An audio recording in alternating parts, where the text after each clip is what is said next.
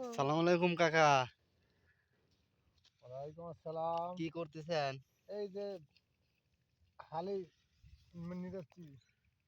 উম, এই এটা এত পেঁয়াজের দানা। পেঁয়াজের দানা, হুম, এত ঘাস একটা ব্যাপার না তো। যেমন কি আর কি, একের থেকে দুইটা কামলা হলে হয়ে যাবে। উম, তো এই দেখি গাছগুলা দেখি একটু।